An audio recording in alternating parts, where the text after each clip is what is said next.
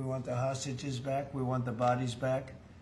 And we want to have peace in that region. So we had some very good talks. As you know, I had President Erdogan here of Turkey, and we had a great meeting today. I think we had a meeting that was very conclusive in so many different things that we wanted, things that he wanted, and that was good. We'll be announcing that sometime later, and he'll be making an announcement too. But we had a great meeting with Turkey and their very respected president, and spent time. We had lunch, and we had a lot of good discussions. So those two things, and we have some executive orders today to sign that are very important for the country. And we'll start off with one that's a proclamation. And yes, sir. Want to do that, Will? Yes, sir. So today is Gold Star Mothers and Families Day. This is an annual proclamation. This is to commemorate the fallen, those who have died for all of our freedoms and for our country, and for their families who have suffered such grievous losses. But this is a proclamation commemorating Gold Star Mothers and Gold Star families. Yeah, and they're great people. Incredible people, what they've had to go through. Very few people could have gone through this kind of thing. Gold Star. Okay, thank you very much. I'll put it over here, Steve.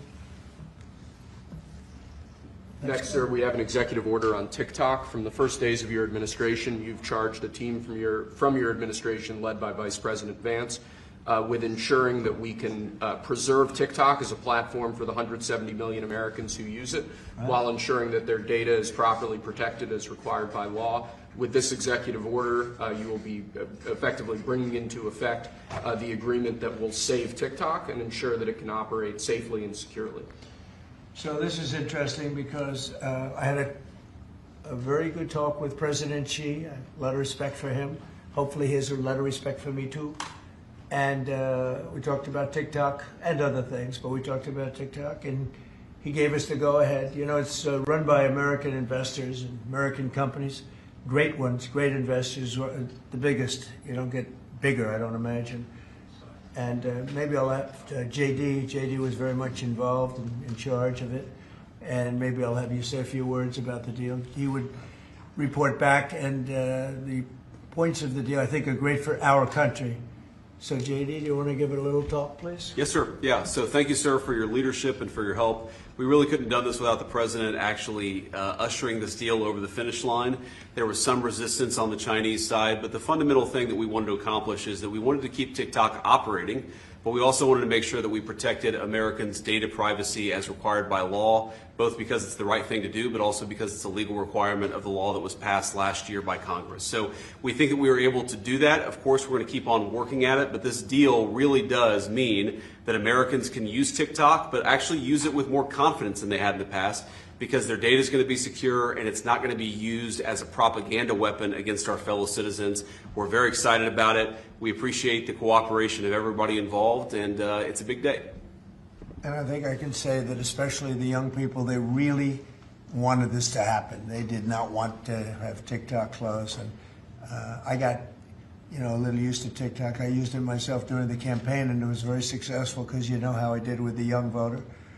And Charlie helped me a lot too. And he said to me, you should go on TikTok.